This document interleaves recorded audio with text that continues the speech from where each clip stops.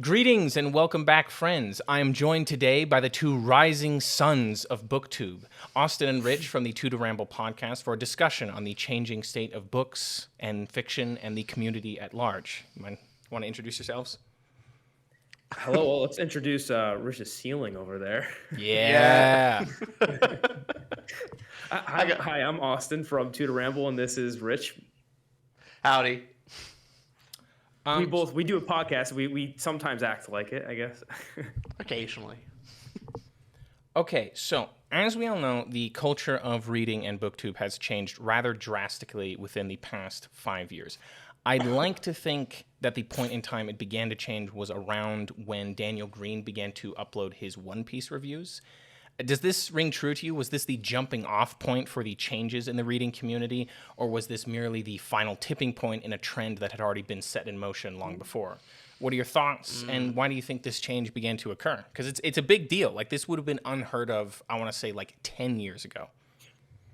What do you mean by change then? Right. So 10 years ago, I want to say the book landscape on YouTube was more compartmentalized. So it was mostly fiction or science fiction. And in addition, the fiction and science fiction sphere was more cut off from the traditional literature. But you guys have read a few more traditional works of literature, I believe. You read Pride and Prejudice, which, once again, I don't want to say it was super in the conversation in the fiction and fantasy sphere. Same thing has happened where those two have begun to blend a little bit. And that's what I mean by change is 10 years ago, you wouldn't see someone as massive as Daniel Green uploading consistent manga reviews, or Murphy Napier uploading nonstop manga reviews for months and months at a time. So why did that change? What culturally made that acceptable, or what was the trend or whatnot? I think it's twofold. If you want to talk about just pure numbers of why did it actually happen, it's because manga's more popular. Manga's more popular than books. It has a global audience, more speaking. It's a lot faster to read, so you can do a chapter review, and that chapter took you 5-10 minutes to read tops, instead of 40 hours. So it's easier to consume. It has a bigger audience, and once some YouTubers find hey, this is fantasy. It's in my wheelhouse. They do better. The videos do better. So I think that's why. If you're asking culturally why manga has broken out of the containment sphere of you used to be bullied nerd watches manga, and now it's just more culturally acceptable, I think that's a different conversation. Okay. Yeah, you see a similar thing when Philip Chase does his One Piece episodes. Those will blow up and do great numbers on his channel. And likewise with Murphy Napier, she had to make her main channel and turn that into her manga channel, and has a side channel where it's now Murphy Napier Books, because she was just doing so much One Piece, so much manga content that she rightfully switched over because it was just serving a different audience at that point. Right. So we've intentionally not touched into manga, mainly because we want to focus on the book space with sci-fi, fantasy, and like you mentioned, Pride and Prejudice, more classics. It's not that Rich, you read mangas all the time. Yeah, right. I read manga all the time, but the main thing is it's not that the book space changed. Okay. The reason why you see Murphy Napier changing her main channel into the manga channel is because it's audience capture. Basically, when she started uploading more manga videos, it's not that the original book people there's more of them. No, you got outside audience members. You gathered a new audience, and at a certain point, her new audience was larger than her old audience, and that's why it changed. So it's not that the book space changed, it's that book people found hey, there's a bigger group over there, and it's more popular. And so we found that out when we did we just touched our toe in the water. Oh, we mentioned manga in the title, and we were talking about this whole topic. People in the comments were manga readers first, and they came across our video. They weren't our normal viewers. The same thing happens too if we have a romantasy video.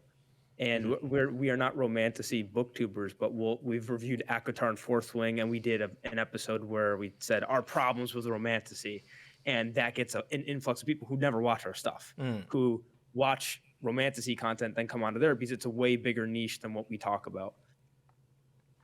Okay, that's very interesting. So it's not more so that things began to change, but it's just like all of this happened to happen at one point in time, and spheres sort of overlapped and then split apart a little bit. Yeah, I think it's more these are separate spheres that tangentially touch. In the same case that I think more book readers will read manga, like fantasy sci-fi book nerds will read manga. However, that is the smaller circle of the Venn diagram. Right. But the manga readers, much bigger circle of the Venn diagram with a smaller crossover into reading full-length fantasy and sci-fi novels. So it's a different niche, and Daniel Green, Murphy Napier, when they started realizing like, oh, there is this whole other niche that is related, and it's bigger, and there's more interest. So naturally, you cater to the larger audience. I see. So with that in mind, this event still happened around the just post like 2020 period. I think it was like spring of 2021. My theory was always that it had to do with COVID. A lot of people began reaching out for other forms of like art that they hadn't normally like participated in. So something that I took up back like when COVID hit was like I got super into both animation and reading. Because I watched movies and TV shows very, very consistently. And it wasn't that I hadn't enjoyed anything that was animated or like books before, but it was just like I took it all back up then. Do you think it has something to do with that, or do you think it was something else? Okay, I see. So part of that question is not just, why are they leaning into manga, but why is manga more popular in the first place? Yeah.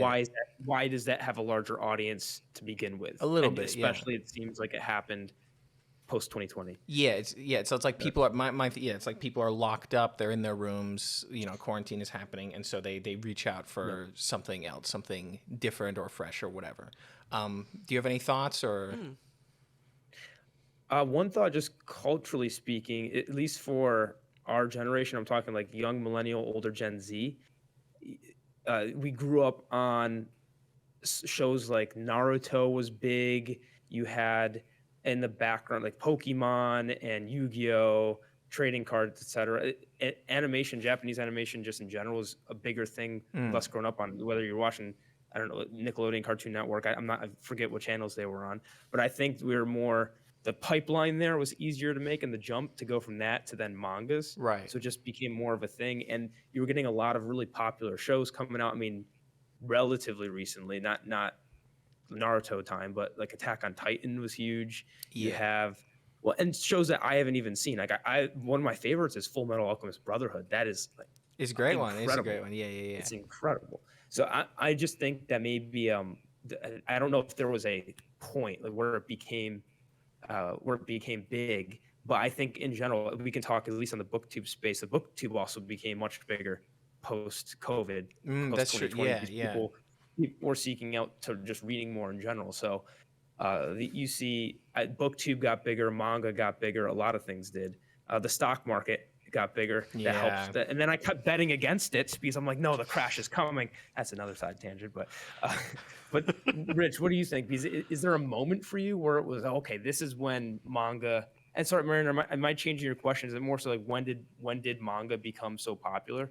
No. You were on it. You were on it. Okay. I think you're all right there. However, speaking of manga specifically, I think it's both its format and its content are catering and filling a void in traditional Western media. We already know kind of the short form. Like every platform under the sun is trying to get short form videos, and if we're the TikTok generation, I can think of nothing more TikTok-like for books than manga. Right. That is not to say that that's manga. depressing, but It's not to say that manga is bad in particular. It's like there's plenty of fantastic mangas, great like thoughtful reads, just as thoughtful as any standard fantasy adventure. But because the chapters are like you can read a chapter within shorter. 5-10 minutes, short, you consume it, and so it's both the individual chapter is short, but also, especially during COVID, you potentially have thousands of chapters, so you can doom scroll manga effectively. Like it's next chapter. You'll find yourself like, man, I read for 8 hours, and it catches you off guard. So I think format-wise, really fits the generation for reading, and then culturally speaking, at least personally, I think in a lot of Western media, a gap that has fallen by the wayside is the male wish fulfillment type of bog standard, junk food stuff. okay. Of I just, think I see what you're saying. I don't know. I remember looking at a bunch of the older guy cartoons and shows and these books, and I feel like a lot of the Western audience is not really serving that as well, because it's what would be the right word to say? It's low status, I guess, and it's just not as acceptable. Versus manga, you got garbage in there that just it serves an interest. It's garbage content, but Yeah. boy comes into new world. He is the chosen one. He's got the big power sword, and like he feels great. The women are throwing themselves at him. Like it's just pure garbage wish fulfillment. I'm not seeing a lot of that in your fantasy space today. Yeah. Like maybe it used to. Well, it's like even yeah. with Stormlight isn't even really that, you know? No. It's kind of like, this kind of sucks consistently. Like, I don't want to be him or be doing that. And even what you're thinking about the trash read. I remember when like Solo Leveling got big, and that was, oh my god, I hate it so much. I hate it, but that's fine. That it's is still peak. But it's still like you need it. It's in peak some ways. male junk food entertainment. That's what it is.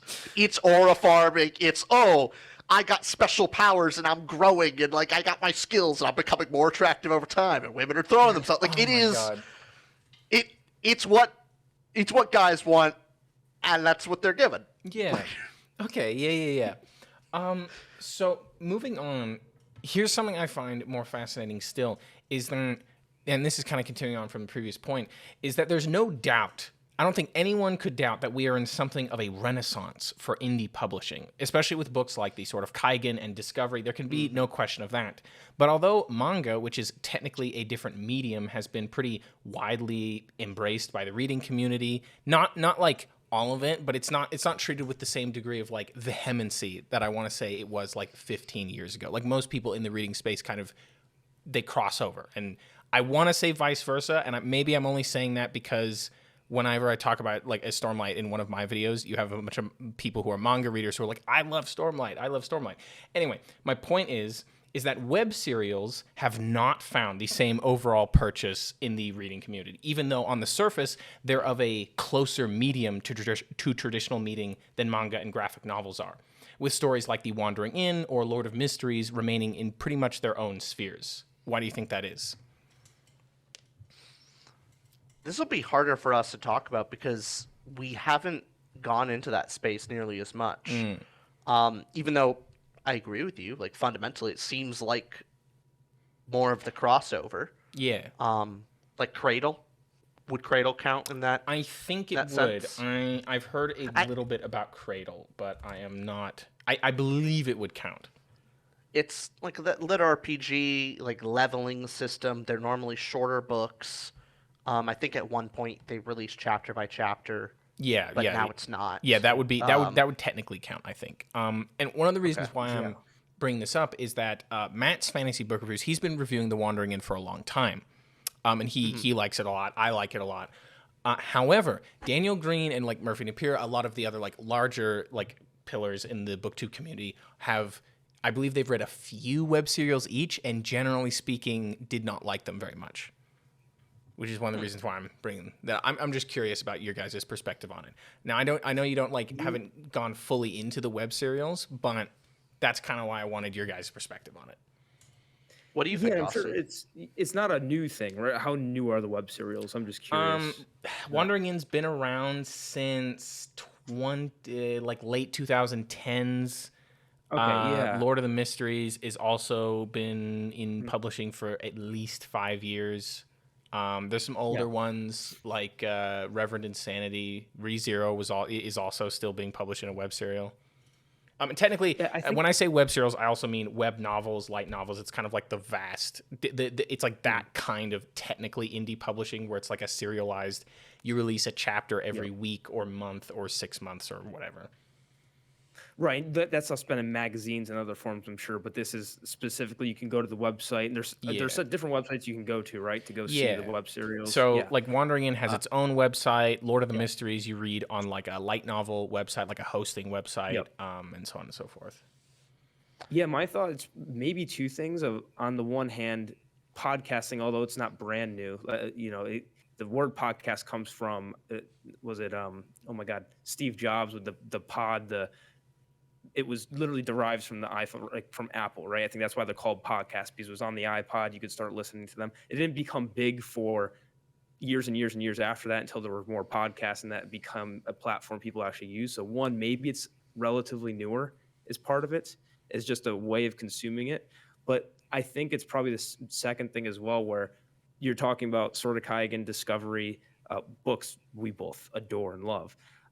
Even in the indie space, even though they're getting bigger, there's also so much more. Like there's no gatekeeping anymore. So I imagine with the web serials, there's less gatekeeping. Like, hey, there's not a publisher that says you need to, just like with indie books, you can just publish on your own without going through a trad publisher. Right. So I'm sure it's harder to find the gold at times. So the ones you're talking about that broke through are great ones people are reviewing. And maybe it's just more of that stigma currently of, is there enough gold that's worth digging through at this point? Because certainly for indie books, right, you have whole competitions that are dedicated to finding the good indie books, and there's plenty of like amazing ones. But I mean, one of my takes is that if you take just pound for pound, still the average trad book and the average indie book, the average trad book quality wise will destroy the indie book, just because you have literally hundreds of thousands that are being published that you've never heard of, right? Because you can just publish it. So I think it's more like that. How do you get the quality control? Are you willing to go to the web? If it's really your thing, that the type of person that goes onto a web series that loves finding that stuff or getting hooked on a thing you literally can't find in a trad market, that's the fun part about it. That's why I love indie books too. So I think it's maybe a part of like the newness of it, and like the type of reader and niche you would need to be, I guess, more dedicated to not, because once you read the Wandering Inns, like finding that other kind of stuff is then you want to find the next Wandering Inn, you want to find the next Cradle or whatever it is. Right. I don't know. I'm just shooting because I haven't read any series myself. I think a lot of this is platform based. Yeah. Because you think about manga. Manga has such, especially over the last couple of years, within the last 10 years, manga sales went, like, before you'd have to go to Barnes & Noble, buy the book. Buying on, like, there was only VIS was the only really standard website, and you could get the manga from like Shonen Jump. Yeah. But now, like, a lot of people use Google Books on their phone. Right. And there's and same alternative for Apple. It is really easy to consume manga digitally now, because the established platforms that normal people, like the normies, the people that you're just going to reach a larger audience. I don't know if that exists for web novels. The few web novels I've ever read, I just went on a random website. Right. Like Lightnovels.org does exist. Like there are large ones. I don't know how well known they are in the United States. I believe a lot of those websites are actually hosted like in China. Well, there you go. Like for example, audiobooks. We were talking about podcasts, but audiobooks are large as a way to consume things, because one, it's way more convenient, but also Audible. like without Audible, without some sort of hub Right. There's no that started. Now audiobook. Yeah. you now have other options. There's Libro, there's audiobooks.com, there's tons. But it probably takes one, like it takes the first Google, I guess. Like, hey, what are you going to Google this? You're going to search something. You also have Bing, you have others, but what is the web series place to go? And I'm sure are there big ones, Mariner? Like, would you say it's there's a hub for most of them, or is it just really dispersed across a lot? It's tricky because it's like there's like a hub for I don't believe there's a proper hub for Western web serials. So if you're going to read a Western one, you have to find it on its own website. Whereas there are like Japanese and Korean and Chinese like website hosts for it. But that would make sense. That would make sense why it's like got less of a like following here. Continuing onward with that train of thought, do you think there is a reason why like manga was accepted for, like by most of the like large pillars of the community, but web serials weren't as much? Because that I'm sort of like looking more at like, do you think there was like a taste or a culture thing that kind of keeps it from being the same thing? Do you think that because it was a familiar medium, both being like written words, that kept it from being enjoyed because people go into it with the same mindset when it's like it's technically a different medium. It's the difference between like a long running series like Twin Peaks or a like a shorter like a movie, right? Or something else completely. Yeah, good question. Because on the surface, I would have expected web serials and web novels to gain like a more like wide claimed popularity in the fantasy space first before like manga, just because like the difference in medium is so vast. Am I wrong to say that the web series is it more like an indie of you get to post your own web series? Yeah, So anybody can post one. Yeah, I think partly that where mangas, there's artists, there's teams, there's companies that are making the mangas. I see. So I think it's leans into that of just basically the way I again have not read a web series, but the web series to me acts the same as a social media would, or I go on Reddit. I guess there's big Reddit threads, or you go on Twitter, whatever it is. Anybody can just send something into the ether, and so it's just like you're scrolling on the internet in a way. So to me, it's partly that, just me having not read it. So if I was to go and become a web series reader, I'm going, okay, one, where do I go? I'm confused. Do I go here, here, here, here? And also, okay, what are the quality ones? I'm hearing Wandering In's the best, but I've heard almost nothing else as far as like this is the one to read. So Right. that's for me. Like Rich, what about you? Because both of us are in the same boat of having not read any. I have read a few web Yeah. serializations. Mariner, you reminded me of ReZero. I tried reading a little bit of ReZero's like light novel, and I've dabbled in some of the others. I would say light novels don't have a comparative advantage to traditional novels, other than like the short form content. But I think on the whole, generally worse writing. I don't like how it's generally structured.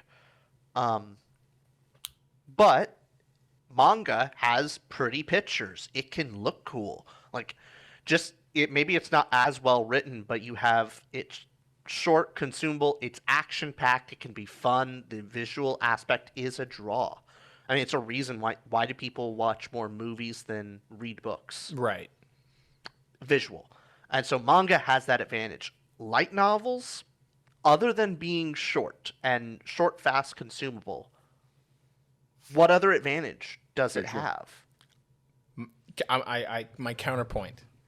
I believe the one advantage that web serials and light novels have, that is, now to be fair, this is not an advantage for every reader. For some readers, there's no question this is a disadvantage.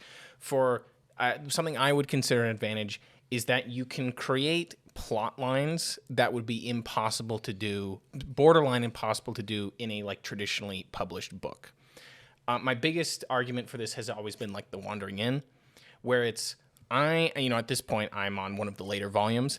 At this point, I know exactly what the day-to-day routines are of close to like 50 different characters in the town of Liskor, which is the one in the near the main setting. I know what the watch captain is doing. I know what the 2 lieutenants of the watch captain are doing. And so as things progress throughout the story, you can just soak in the world to a far more, like an absurd extent, right? Not advantageous for every reader. I fully admit to it. I love that part of web serials. It's like you don't like, yes, it is kind of, I don't want to say it's egotistical, but it's self-indulgent, right? I think web serials are in some ways one of the most self-indulgent kinds of like art or storytelling there is, because it's usually one person doing it. They don't always have oversight. They don't always have an editor. They don't always have an audience, but they're still writing it and putting it out there. And it's like, yeah, so that is self-indulgent. And because of that, you can get plots that kind of meander or almost go nowhere. And that's where like web serials fall apart, in my opinion, is like, sometimes it's like, why is this even happening? And that was why I don't like, I love the Death Worlders. I don't like it as much as I should, because I feel like there are plot lines that never reconnect with the main point, which is why I love The Wandering Inn so much, because I can convincingly say every chapter is important. Literally every single one, which is insane considering how long it is. That's my personal argument and counterpoint. I don't like, I disagree slightly, but not like what you're saying isn't wrong. It's not even close to being wrong. Yeah, again, it's speaking with generalizations rather than specifics. I would say The Wandering Inn, that's probably its advantage. The disadvantage is then the length of, yeah, it's short form content, but now I'm like, how long is it? I mean, not like, longer than One Piece, I'm sure. No, way longer. Way longer. Than One Piece? Like absurdly so much longer, not even close. Yeah. I'm never reading. I can't. Here's the thing. There's so no way. There's this interlude chapter. Okay, it's 2 parts. I read this a year ago. Okay, and I was like, okay, it'll be an interlude chapter. I have all of Thanksgiving break to read this. It'll be great. I checked the word count of, once again, this interlude chapter. It's 60,000 words interlude chapter. And I lost my mind. I was like, you like, this is insane. Like, but I can also confidently say, like there were people in the comments that were like, oh, I'm skipping this chapter. And I'm like, nah. Because I made a promise like years ago. I was like, I'm going to read the entire thing. I don't care. I can confidently say it's one of the best short books I've ever read. In a web serial. It was so good.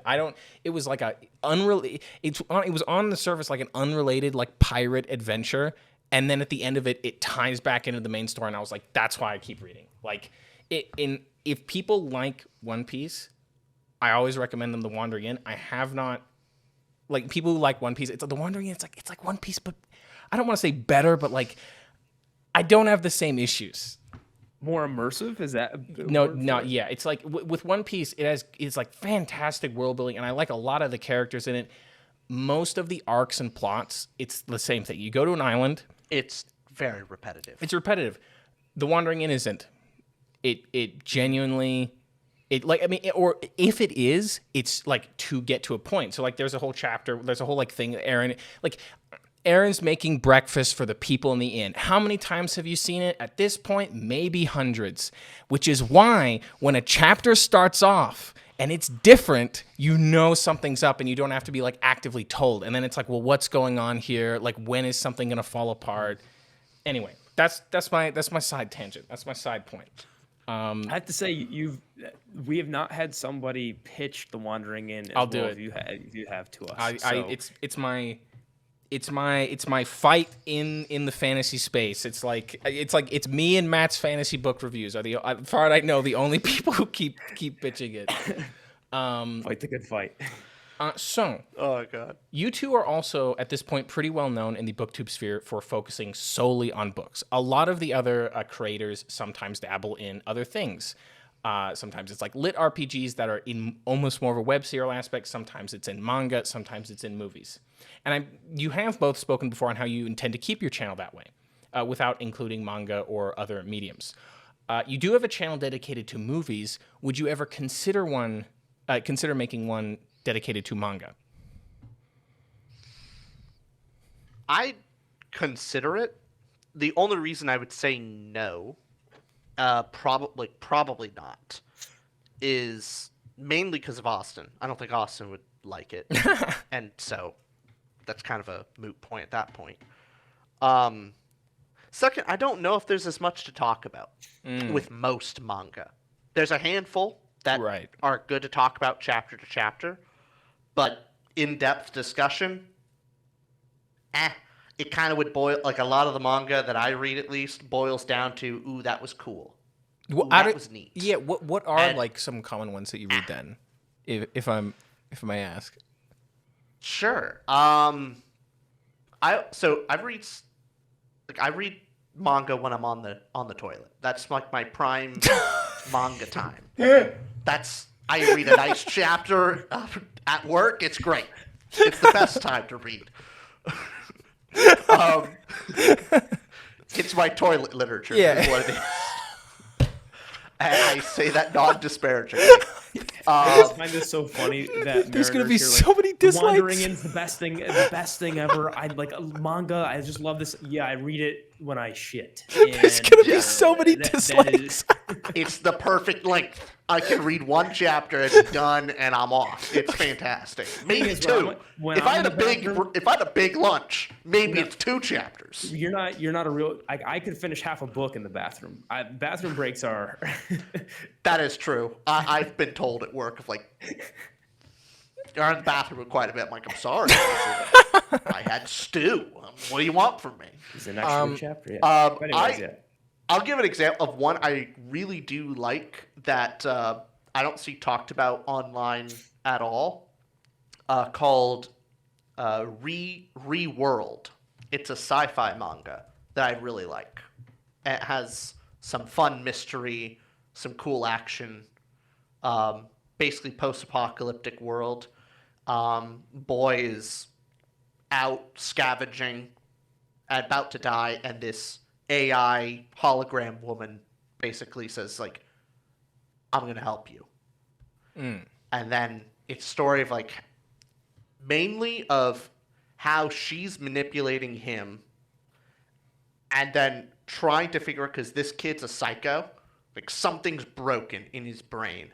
And this AI is sometimes going, like, how do I manipulate him? Because this is weird. This is very strange behavior. And so it's just this back and forth. It's really fun.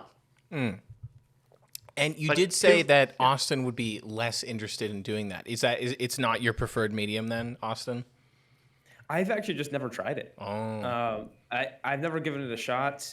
I don't have a ton of friends that read it, so I've just never gotten into it in the first place. I'm sure that there's ones I would enjoy, just in the same way that I've never been I've never been an anime fan. And Rich showed me Full Metal Alchemist Brotherhood. Loved it. It's so But good. Yeah, it's great. I've never been surrounded by people that suggested mangas to me. And I agree with Rich. So, like, let's say I did read it and enjoy it quite a lot. Our whole thing is long form discussions. Yeah. And it like, I imagine the cool benefit of reading One Piece is you finish a chapter, you make a video like, hey, here's what happened, here's my thoughts on this, and I just see Murphy Napier stuff every now and then. Yeah. Like, she has these short videos on it. So maybe our format would be you finish a whole, what are they called? Like an arc or a volume. Volume. Yeah. An arc or volume. Or an I could arc. see that. I could see that working. But just because it's not, there's a whole list of things that we'd both be more interested in doing. So we have our movies thing, shows, like board games is another one of our. That would come first. Before manga, Yeah. I want to do board game channel. Oh my god. Yeah. I got this. My favorite board game is Cthulhu Wars by Sandy Peterson. I love that board Cthulhu game. Wars? It's the coolest board game ever, dude. I Let's love see. it so much. It's got these like big. I'm sorry, this is off topic, but like, Oh, it looks so cool. it's so cool.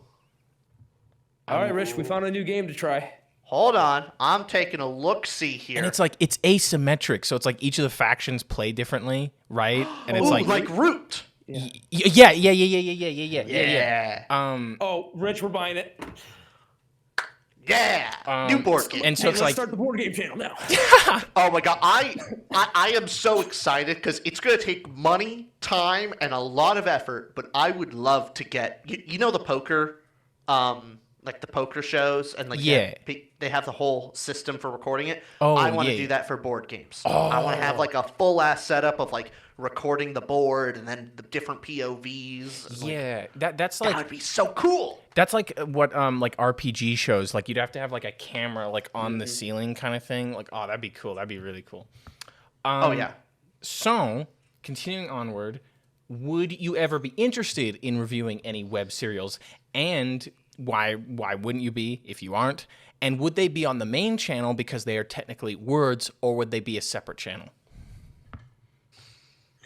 I think it goes the same with manga as well. We don't want the audience capture that Rich was talking about earlier, where there's a lot of overlap. So I'm sure there's book readers that read web series and vice versa. But I think it would be largely a new audience. Yeah. And for example, it's the same. It would be more akin to if we started doing movies on the book channel, because if we then start reviewing the Odyssey, Project Hail Mary movie, Toy Story 5, these movies that are coming out next year, and then that's going to get recommended to people who are watching movies but don't read books, which is Right. a much larger audience. I think it will. I think that it will be. Then we'll just be competing. The whole channel will be kind of parasitic in a way. Of there's people that are just shut down, and that already kind of happens with us where we post a book review and people haven't read the book. Well, we're not going to get a lot of clicks on that. Right. And so we're already competing with our half our videos are reviews, the other half are topics, things that everybody could technically click on because Yeah. it's just a general thing. But I'm sure Rich, same opinion as well.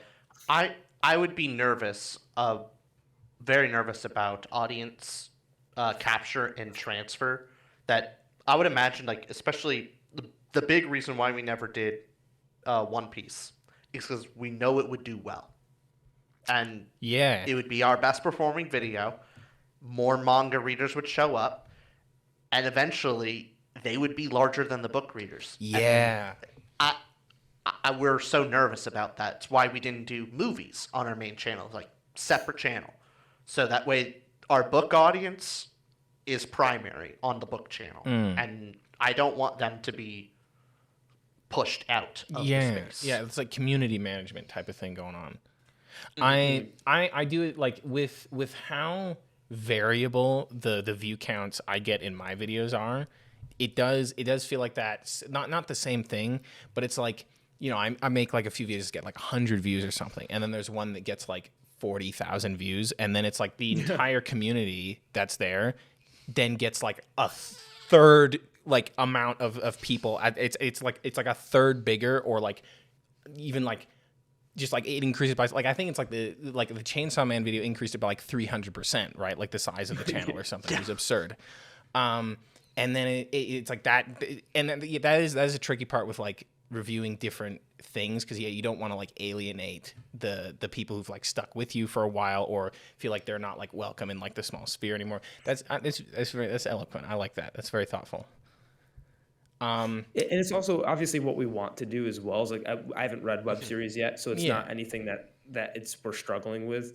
I mean, one of the things that we stick to as well is we're always going to have book reviews, and on the like the in-depth long book reviews, even though that stuff doesn't do well, that's the audience that we've accumulated, but also it's like the thing Rich and I actually like doing. So if we just lean into that stuff, I mean, it's why we started the channel in the first place. It's also why we started the movie channel. And why we For started the that, for the most part, like part of our decision is like, hey, this is potentially bigger. Like we're jumping into the bigger pond, and so larger audience like potentially could do better. But the main reason is when we first started our YouTube channel, we did books and movies because we both really like books and movies. Yeah. We still go out to the movies all the time. Generally speaking, every Oscar season we try and watch. It's mainly Austin. Austin gets to watch all of the Oscar movies. I do my best. But we go out to movies all the time. We like watching it. Our rating system started by reviewing movies. Yeah, it's more of a movie rating system than like what most of the like book reviewers do. Exactly. That's so interesting. Yeah. That's what we wanted to do. And so this is like, we started the movie channel just because we were watching a lot of movies and going, we can't talk about it on the YouTube channel because it's a movie and not at all related to fantasy or sci-fi. That's why it's called 2ToRamble too, because it was rambling about books and TV, but we niched down into books because one, we picked up reading a lot more. Yeah. It became a thing that both of us were doing a ton, even before the channel too. But it became hyper focused. But also, all the videos we were doing movie, book, and TV. The book stuff was doing actually better because we happened to draw an audience that was more book focused. So we're like, all right, that's the thing we're leaning into. And it's, of all the mediums, it is Rich and I's, I think, top medium. Mine really is, though. It depends. I mean, obviously I watch more movies in a month, but it's easier to. So that it's how many hours dedicated. I'm more hours. Exactly. It's hours dedicated, right? Yeah. So almost done with all of the questions. This one is a little bit different. So manga has been fairly accepted and brought into the sphere of booktube, or like you were talking, a lot of the like fantasy readers kind of moved over to the manga. There's like, it's kind of like a split Venn diagram somewhat these days, but Western comics have not. My own theory behind this is that comics, although they should be a medium, have become more of a genre instead. In my understanding, the vast majority of comics released these days in the West are superheroes, while manga remains as a medium with many different genres within it. You can get stuff like 20th Century Boys and Monster, and then I want to go read some dark fantasy, so I'm going to read like Berserk or Cleaver. Or like you can read romance, or you can read like some, trash, god-off, solo leveling nightmare story. Or you can read something really genuinely kind of horrifying, like some Junji Ito works or Made in Abyss. Whereas like Western comics don't have that. The greatest real estate developer. I love that one. That's so good. Is that real? That could be real. I'm gonna, one second. Don't tell me if it's real or not. It is. I really hope it's not real. I really hope it's not. Okay, it's real. Okay. It's real and it's awesome. Watch it. It is kick-ass. It's a heartwarming story. It will surprise you. Okay, yeah. It's great. I think it's originally a webtoon too. I love that one. Yeah, I saw it on. Yeah, so the webtoon is what comes up first. Highly recommend. So why has the right? Why? So why do you have any theories on why the reading community seems more interested in reading manga than comics? Mary, just one quick thing. Yes. By the way, I was saying, I don't have friends that read manga or do webtoons and that stuff. Rich never talks about this stuff with me. It's like his hidden, like he hides it. I think he's embarrassed. A little bit, yeah, I am. It never comes up in conversation. He will never, I don't know what he does from the hours of midnight to 7 a.m., but now I know. It's sorry. It's just a tangent because it's shocking me. Like, how do you know this very niche house? Greatest real estate developer. The greatest real estate developer. Highly recommend. It's awesome. I don't know who you are, but anyway, it's fun. Sorry, could you repeat the question? So comics, they haven't really been accepted in the sphere. Yeah. Let me reframe the question for you in a more derogatory way. Okay, yeah. Austin, why do comics just suck, and why is manga better? So that's what you're asking, Mariner. I see. Yes. Yeah, that's what I'm asking. Yeah. So why are comics doing worse? In this specifically in the fantasy sphere, although I believe they are actually just doing worse overall also. And that's not to say that there aren't like comics or Western graphic novels that I like. There I'm just Demon Slayer. That I don't One think manga outsold the entire Western comic book industry. I remember that though. The entire thing. It's comics just suck. They're repetitive, no variety. It's all superheroes, and it's the same goddamn characters. And when they try to make new characters, they're bad. They are in the terrible decision of nobody wants to read a not Batman comic, and when they try to do it, it sucks. But then everyone's like, man, how many times can I read the same Batman comic over and over again? It's all garbage. It's interesting. When I think about like my favorite graphic novels or comics, I'm like, oh, that must have been recent. And it's like, Brian Azzarello's Joker, that came out in 2008. I was like 7 when that came out, and I was like, oh, I thought this was like a new thing. It's like, it's not. And once again, it's like, even though it's like a very like its own thing completely, like it's not really related to Batman, it's still a Batman comic, right? They're all the same. Yeah. No variety. The writing is worse somehow, and yeah, no, bad product. Bad product does worse. That's basically the reason. If you like, I don't know. Also, it seems expensive. Very expensive hobby It's comparatively color. to Yeah, it's all in manga. color, and so they sell it at like higher prices. Yeah. So- Also, if we're talking comparative advantage as well, it feels like manga. You're talking about the artwork, fun. It has this unique angle, these short chapters, and sure, comics have that too. But with the success of superhero movies and just franchises in general, are people more drawn to go see the big thing? Like the MCU is the thing when it comes to superhero stuff.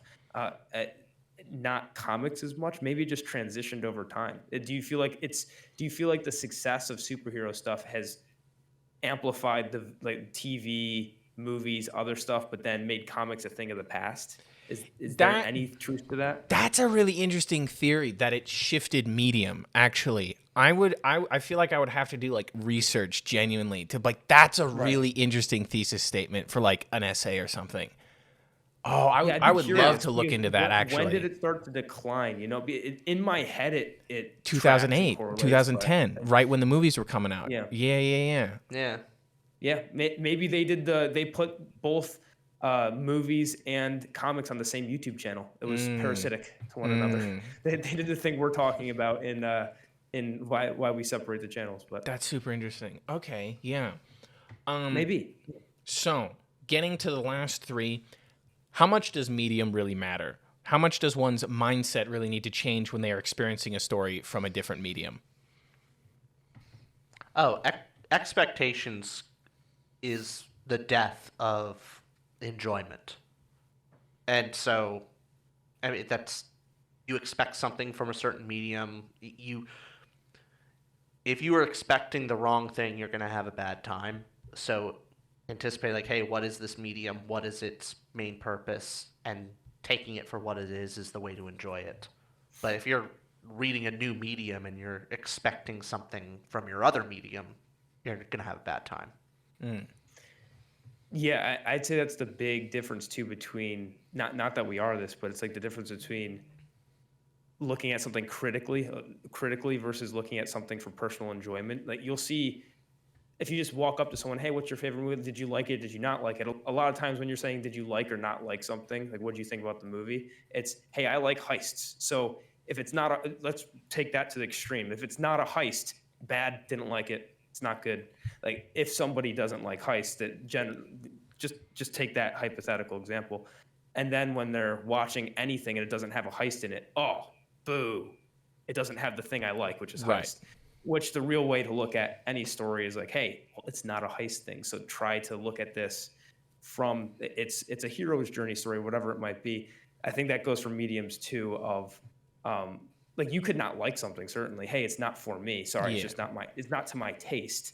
Versus if you go in like trying to see like what Rich and I like to say is, hey, try to see what is the author trying to do? What is the artist trying to do with this piece? And then whatever they internally set up in this medium. So if I'm going to read a manga and or watch an anime or whatever it is, I'd hope that I'm walking into it going, okay, this is new for me. Well, you kind of like lower the expectation threshold and like just yeah. One clear example. It's not even lower. It's just change. Like what is it trying to do, and try to appreciate it for that. Yeah. Not whatever expectations you have. I should say not like lowers and like worse, but like lower like the threshold. Basically, it's like I have less expectations versus my expectations are that it will be bad. That's what I meant to say. Yeah, and one clear example for me, so I bring this like a clear example was when watching Full Metal Alchemist or some other animes where it showed me one thing that I thought was just okay, this is objectively bad is telling. Like, oh, you're not supposed to tell in writing and stuff. So when I'm watching the moments where it flashes, looks right into there, and like the characters telling their internal thoughts as this full monologue artwork's thing, going across the page, and when you see that, like the first couple times I saw it, I'm just going like, this is corny, cheesy. They couldn't show that. They're obviously not good writers or whatever. Like that's because that's my hat for when I'm reading a book of what I'd put on. But it's because the medium is made for that. And once you watch it and see like, oh, that elevates this medium, and there could still be bad moments where there could still be a bad moment of that, of course. But when you realize, oh, the medium does that and that elevates the medium, okay, that's one, I got over it. I was like, okay, this is fun. But two, it's what the medium's made to do, an advantage of it. So that's just one that comes to mind, because I think, Rich, remember when we were way back with Full Metal, I think I was telling you the first couple episodes of watching, I couldn't continue at first because I was like, oh, this is weird. Right? Yeah. Remember I stopped watching, but then I know. picked it up later, and then we watched 50 episodes in like 3 days. So Well, actually, it makes me think of that complaint specifically. gotta get you to watch Cowboy Bebop. Oh, That explains nothing. Oh my God, it's so good. It's my favorite. That is my favorite anime. It's so and it's entirely because the soundtrack is my favorite soundtrack ever made. The vibes, the fact that every episode is its own genre, right? There's horror episodes, there's comedy episodes, but it's all got that same type of like retro future, like sci-fi cowboy punk. What's the episode where Spike Spiegel just encounters a like American cowboy? Do you remember what I was talking about? Like he shows up on a horse, like in. Which one was that? I'm trying to remember. I can't. It's like one of the last episodes. Anyway. But yeah, no, I love that. That show is great. But it does what Austin's asking of. There's no long-winded explanation. Like things just happen. Yeah. And then you're like, I'm here for the vibe. And then you clearly like a character does something, and it's like maybe there's something deeper, and like there is, but nothing's explained. Yeah. So I have to ask, what was the expectation going into the greatest real estate developer? It was a popular thing online, and it was your bog standard. Okay, the main thing is I saw the images of like the main character's face looks like the most evil, twisted, beautifully detailed villain face. And it's like, that's your main character. He's the good guy. And he looks like the devil. And it's great. And yeah, it's your bog standard like isekai fantasy. Like, he's reborn in a fantasy world. He was a piece of shit, and now he's going to continue being a piece of shit. Right. But he's also going to help people along the way. And it's great. I love it. It's a heartwarming story. Yeah. And my expectations was funny faces, funny art. And I got feels alongside. And yeah. Cuz when you say the greatest real estate developer, I don't think anything like what you're talking about. And I'm just going to I know. And the reason I'm enlightened, obviously. You haven't been enlightened. That's true. Give it like I don't know how many chapters. 10. But something. 10 chapters easy. But to me, it came across my face like look it up and just Google images. His face, the main character's face will pop up, and you'll see why I picked it up. It's that art. I was like, that looks hilarious. And it was hilarious. It was very funny. And the reason why I bring that up is because, there's a lot of, shall we say, we're talking about some previous things before. There's a lot of trash food out there, Oh, yeah. And I was suggested a trash food. And the reason why I asked this question to begin with is mediums and expectation is because I don't think I've ever been turned off a story 100% just by a title alone. Now, I wasn't going to bring this up, but I have to read off this title. Okay, and I need your honest thoughts because I was told to read this, and I was told the title. This is the full title. Okay, I'm going to read it off. Backstabbed in a backwater dungeon, my trusted companions tried to kill me, but thanks to the gift of an unlimited gacha, I got a level 9999 friends and am out for revenge on my former party members and the world. It sounds like a comedy. I can't read that. Maybe I'm missing out on the greatest thing. Ridiculousness, because their only one route for that is like they're purposefully doing that, right? I don't know. I think I don't read the know. first chapter of that one. Rich, who are you? Who are you? It's as good. Yeah, no. Why don't Everything tell you me think, these things? everything you think about it is totally true. It's garbage. There's I no see reason to read every it. day of our life. How do you not share these intimate details? I'm just saying, I'm on the toilet. I have a website. I go, it's on there. I go, oh, sure, why not? Chapter 1. It's on the recommended page, and it's garbage. You move on. The fact that you've read that. It's funny. That's a funny title. That is just like, it is ridiculously long. Yeah, it's hilarious. That's hilariously bad. And Mariner goes, the one title that's turned me off, and Rich is like, oh yeah, I read it. I didn't think. I It's was like, garbage. unbelievable. There's so many. What was the one Austin brought up at one point? He found like funny titles of like I reincarnated into a vending machine. oh my god. Oh my was showing- god. I was showing you some bad examples of that. Yeah, you remember that? You know, Yeah, that I do. that one got an anime. It got 2 seasons. It got 2 seasons. What is going 2 on? seasons. seasons? No, it didn't. Hold on. There's no way. Oh God, what a Yep. Yep, 2 seasons. 2 seasons vending machine. Yep. Oh Lord. Second season aired Man. this year. Reborn as a vending machine? What? What?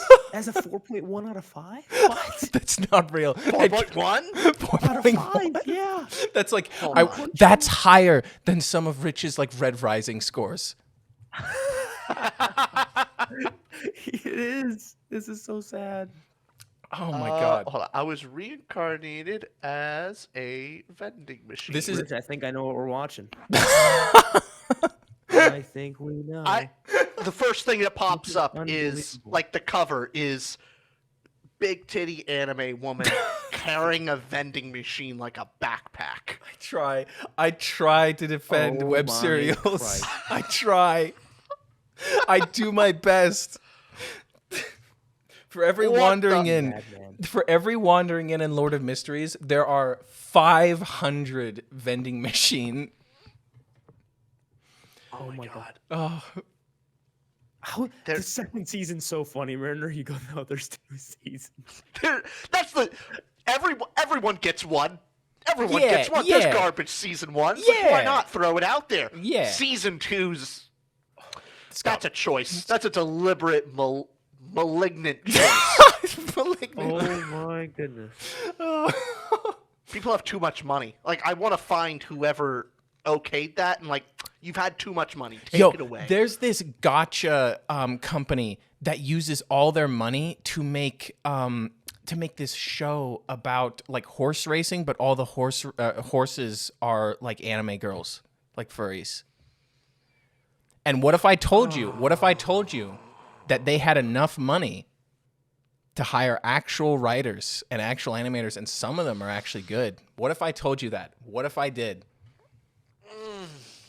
Oh God. Not all of it. Definitely not all of it. Not even 10. Moving on. I'm moving on. I've dug myself a hole. So, Oh God. Yeah. And why can't there just be more Freerun? Freerun's beautiful. it's coming out Beautiful, now. heartwarming. It's a beautiful, heartwarming story. It's because of, like- the chapters release so slowly. We get like one every like month or a few months. and it's great. It's so good. It's wonderful. It's so I'm good. looking back on that episode where we talked about manga, and Mariner, I'm not sure if you've heard of this one. Have you ever heard of Oretama? Or how do I spell this? Oretama. It translates to my balls. That's the translation. Nope. Yes. No, I have not. It's a story about the fate of the world rests in one man's testicles. Never. I try. I try. A tale as old as time, really. In a freak accident, the Queen of Terror is sealed inside of Satao Kota's testicles, thus preventing her from raining destruction on. I've the heard world. enough. However, the Queen of Terror's evil friend, Elise, is determined to free the Queen at all costs. So she has 30 days to bust the Queen out of Satao's balls before it's too late. I'm sorry, it's a lot on YouTube. You can mute all of that if you want. That's unbelievable. I can't believe some of this stuff exists. I like how this is like single-handedly destroyed any argument I could make about this being good. It like you go to like I just Google like my anime list. You go to like manga. At the top manga, hey, this is some quality stuff. Yeah. Berserk. Hey, everyone talks about Everyone loves Berserk. How everyone loves Berserk. JoJo's. Yeah. That's top tier trash. Top tier trash. It's enjoyable garbage. I've seen like season 1. That's it. JoJo is, it's like, you have to get like another mindset to enjoy JoJo like properly. Like I don't even. By the way, I do want to say the greatest real estate developer is number 11. What? On my anime list. What? No. Okay. Number 11 out of all manga. What is out of all manga? Mariner, you're just not you're not up to date. I'm not. Two spots below Full Metal Alchemist. What is going on? Why is Full Metal not first? That's strange. Okay, I don't like Full Metal Alchemist. I like Full Metal Alchemist a lot. I would not put it in my like top 10 manga. Oh, that's fair. I'm talking about it as an anime. I wouldn't put it. I wouldn't. I don't know if I'd put it in my top 10 anime. I love it. Yeah, I love it so much. Not in your top 10. You got what? Not in your top 10. No, not in my top 10. Top 20. Top 20. I would put it up there. What's your 10 though? Because they tell me. Give us your top 3. Let me think. What's your top 3 here? Top 3. A top 3. Made in Abyss is on there. It like automatically. I know why people Made in Abyss. I know why people don't put Made in Abyss on top 3 because it is messed up. It is a really, really like every single content warning you could possibly imagine. Be very careful. I've shown it to 2 friends. Both of them like we're watching it together. I've shown it to 2 friends and my brother. My brother walked away while we were in the middle of watching it. Like he was like, I cannot watch this. And 2 friends, they like one of them, he was like, I can't do this right now. And I was like, dude, you good? And he's like, no, I feel like crying. And I was like, it is messed up. It has the most like beautiful soundtrack in anything I've ever viewed. I showed Austin episode 1 of Made in Abyss. Yeah. It's also, it lies to you. I forget. That's the thing, is Made in Abyss lies to you. And no matter how prepared you are, no matter how many warnings you get, it will still get you to lower your guard. That's what's so insidious about it, is you get to episode 5, you get to episode 6, and it's like, where is one of the bad things going to happen? And I keep telling anyone I've shown it to, I'm like, stop, don't lower your guard, because then it hits you more. And they're like, this is not that bad. And I'm like, please, I'm doing this for your benefit. Anyway, that would be like top 3. I would put Evangelion in my top 3, probably. Haven't seen it. It's like, it's out of this world. Like, it's like that's also because I love David Lynch movies so much, and like Evangelion is like a mecha David Lynch TV show. Oh, it could not get better. It's like if you like Pacific Rim and David Lynch, and you dial both those things to the best of their possible ability, and then you make it a horror. That's what it is, and it's so damn good. And it's like I didn't know why it's still talked about. It came out in the 90s. I was like, Cowboy Bebop is like the best thing that came out in the 90s. And I watched Evangelion, and I was like, this is good, but I don't like it that much. And then the show, it keeps going, and I'm like, oh my God. Like, I can't believe this is real, that this exists. Like, Rich, we might have to watch some of this stuff. You're pitching it great, man. And my other top 3, I want to like. There's plenty. Like, I want to put like Attack on Titan there because I have a very like personal like love of it. It has a messy ending. I like the ending. It's a messy ending.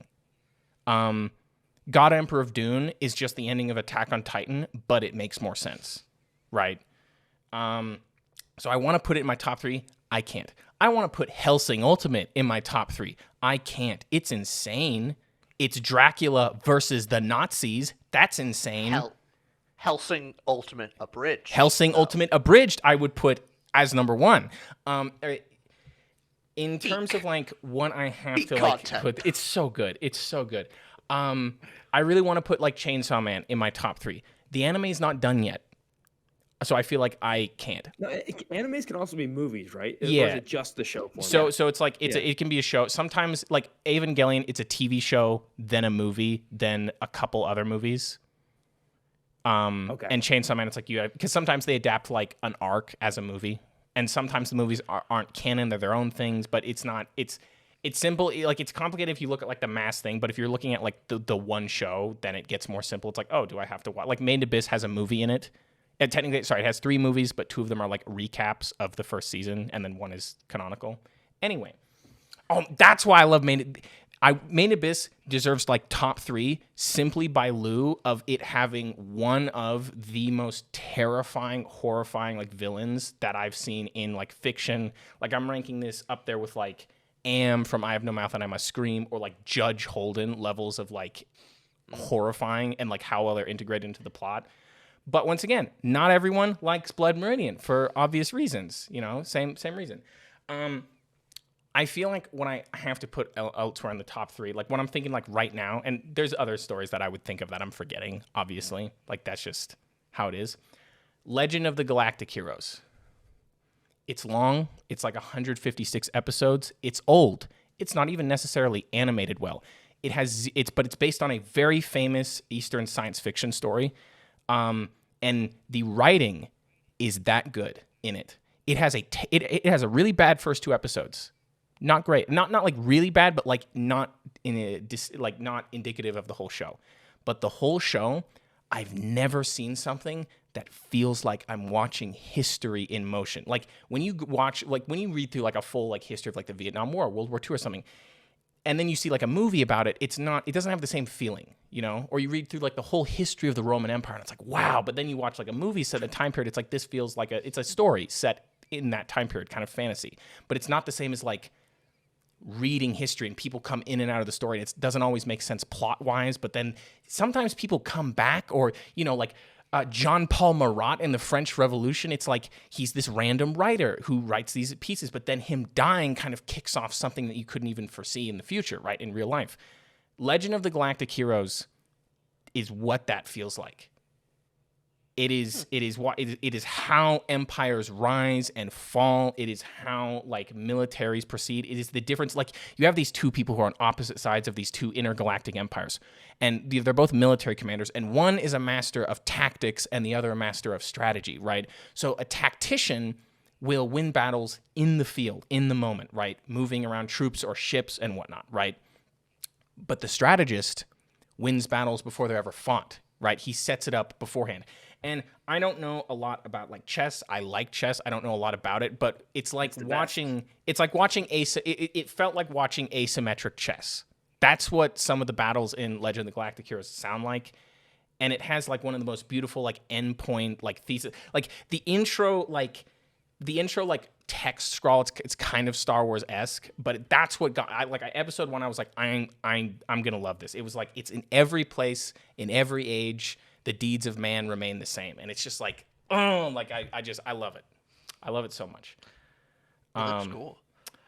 By the way, I'll be sending you a link after this call here of Alex Jones explaining Evangelion. Oh, I've seen it. That's the thing. That video, It's hilarious. That is so funny. The thing is that it's almost right. Like he's based. That's the crazy part. Is the thing about Evangelion also? It's like if you try and understand it from like a brain level, you can't. Like it's opaque and it doesn't always make sense. And it's like It's almost right. it's almost right here's though. The thing. Alex Jones is explaining his view on the world. Yeah. But Like, it's just this- it's he reformatted. I've seen the video. explains Yeah. Evangelion. Yeah. It's wonderful. It's absolutely wonderful. Wait, have you seen Evangelion, Rich? I've been talked like I've talked to about. I know like basic structure, but I haven't actually been. I've actually watched That's it. gonna be funny. Like there's nothing. so funny. There's nothing like it. Like yeah. Hold on. Yeah. Okay, so last 2 questions. There we go. Do you either of you have a so in what I do on my YouTube channel is I try and introduce people from different mediums to other mediums of art. I would very much like it if manga readers read more fantasy. I'd like it if moviegoers watched more animated things. I'd like it if people who played video games for their plots and stories read some classical literature and so on and so forth. So at the end of the day, do you, either of you, have fantasy for manga readers that you would want them to read, or books for manga readers, or do you have manga for fantasy readers? I was going to ask the same thing with web serials, but neither of you read too much of them. But basically, if you had one thing to say to all the people who watch Chainsaw Man and read Tokyo Ghoul, what would you want them to read from like a fantasy or a science fiction? I will say we're running 5 minutes late to a meeting that we got to get to, but I'll give my answer on this. And Rich, do you want to stick around? I can go hop in that meeting just for not leaving hanging, but you give answers here. Want to do that? Okay. Yeah. That sounds good. Hold on. I'll be right back. Just got to get dipped to that. And plus, Rich, you'll have a better answer anyways for the. That's fine. I just want to say, Mariner, thank you very much. Thank for you for having both of us on. Thank you very much. And after this is all over, let us know, and we'll do all the postings and stuff. Oh, thank you so much. Mariner, I'll chat with you soon, though. Rich, give a great Sounds answer. good. Take care. Will do. All right. Now that the normie. Yeah, is, get him gone out of here. Okay, for manga readers, the first thing that popped into my head is Dungeon Crawler Carl. So if Really? you're reading Okay. manga and you want to dip your toe into fantasy, I think Dungeon Crawler Carl is a great entry point. I have not actually read Dungeon Crawler Carl.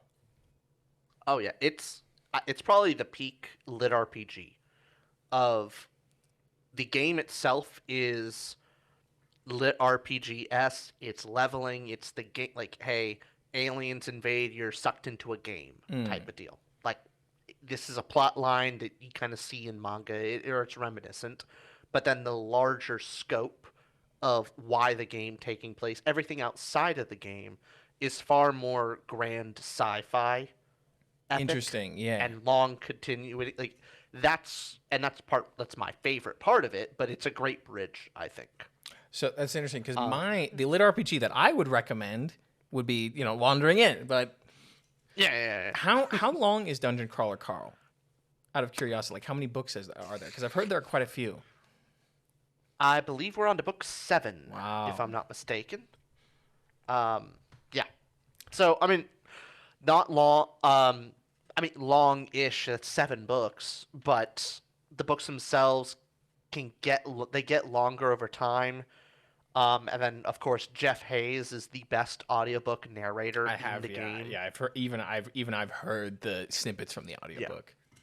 And so he's doing the audiobook. It fantastic.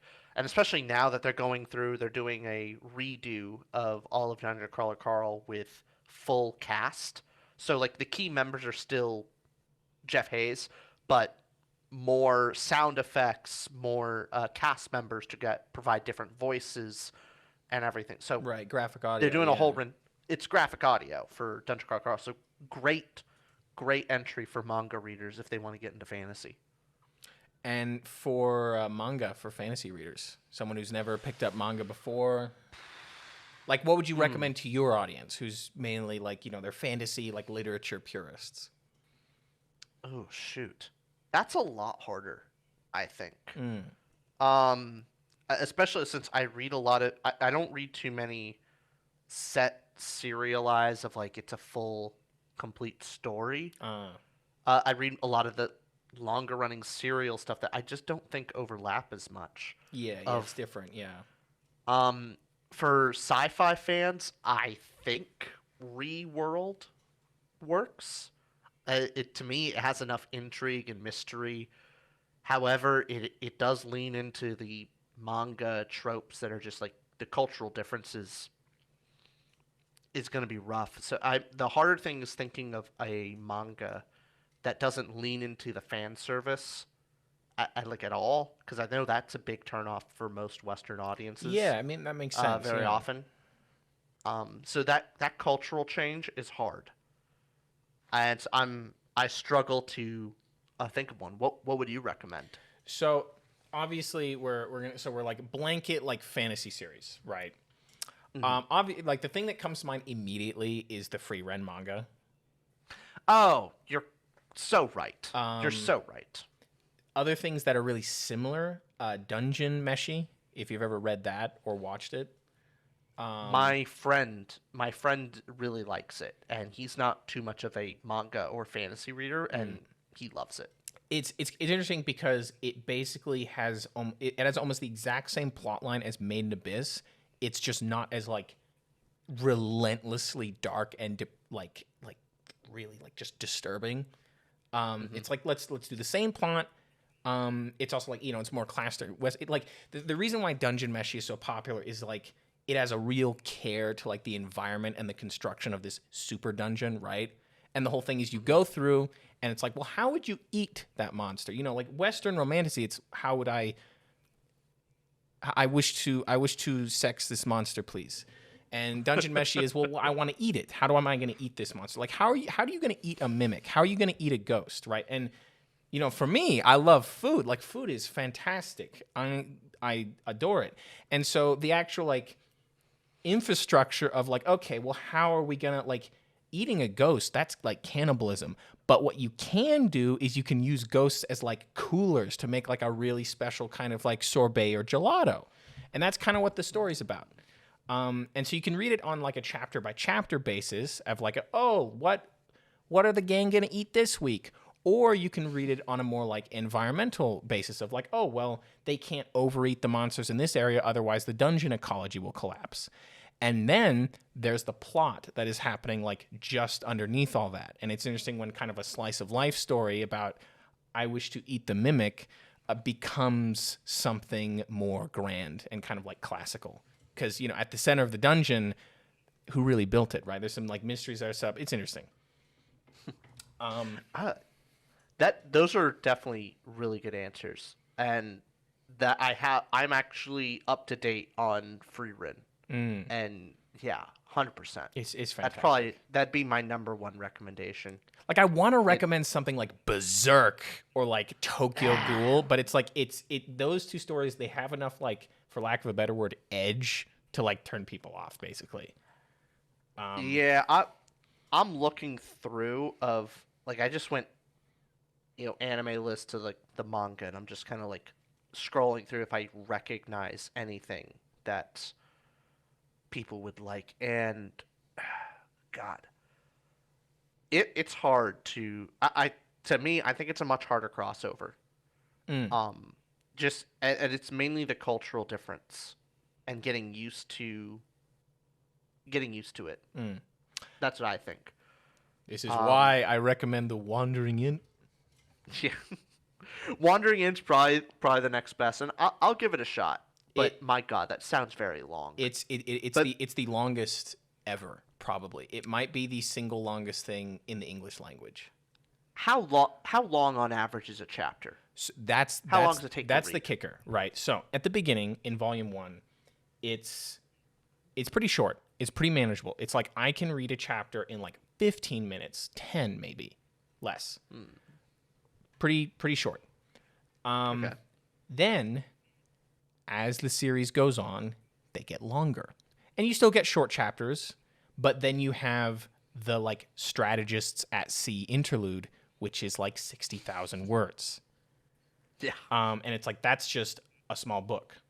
Now, the advantage is still I can read it anywhere. I can just go on a website, read it for free. That's generally speaking how I read it. And once again, for most series, I would say a story being that long is a problem. For The Wandering Inn, I think it is an advantage because of the way the plot lines are structured. Like, I can confidently say that, yes, like every single thing does serve a purpose. It is like flow of consciousness, even still. I will also say that, like, it's not necessarily like a prose heavy story. It's a flow of consciousness type of story. So it's like, yeah. That's the thing that threw me off from most light novels. Yeah, and I think the thing is like The Wandering Inn also, it has better prose than a lot of light novels. But even still, it will never hit the heights of like an indie published book. And absolutely, like, I read McCarthy. It's not gonna hit McCarthy levels because like it.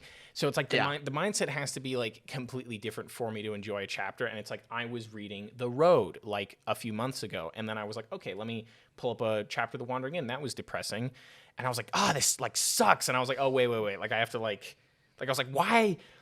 why is like this isn't like this is not elevated grammar, this is not elevated description, but then it was like, oh no, because it's like this is all about like flow of consciousness and like day-to-day like activity kind of.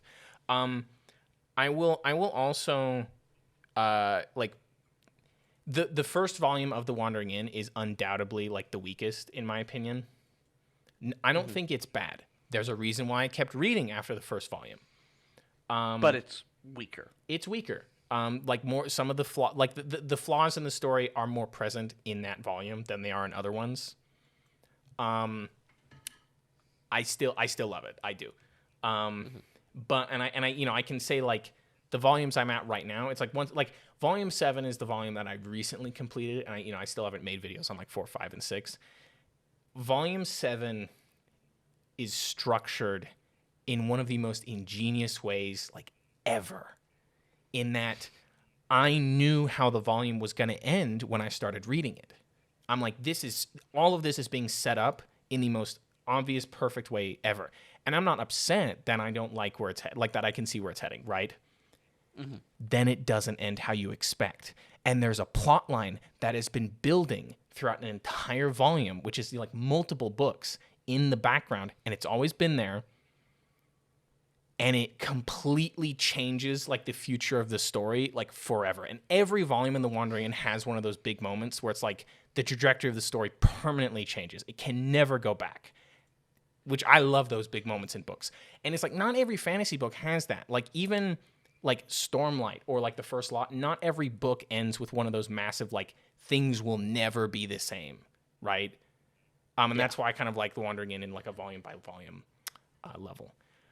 So the last question, and it's a very short one: do web serials and manga even count as reading, or are they something else entirely? Give me an example. I'm reading Berserk. Does that technically count as reading, or am I like looking at pictures and like reading verbs? Because it's like there's overlap. There's a Venn diagram overlap, but it's not the same as I'm gonna read Dune. I think that's the right way to use it. Colloquially, like, what else do you say other than, like, oh, yeah, I read Berserk. I consumed Berserk. Yeah, exactly. There's no other word to use, in the English language at least. But would I count it toward my reading list? Like, oh, I read a book. I read volume 1 of Berserk. I read a book. No. It's I read a manga. It's just different. But yeah, sure. I mean, it just depends on what question is being asked, because in general, when someone's talked about like, oh, I like to read, I'm a reader, that generally means, reading a narrative. Like if you're a reader, I don't know if manga counts as much, right, in that sense. But if you said like, oh yeah, I read a manga, yeah, sure. So I don't know.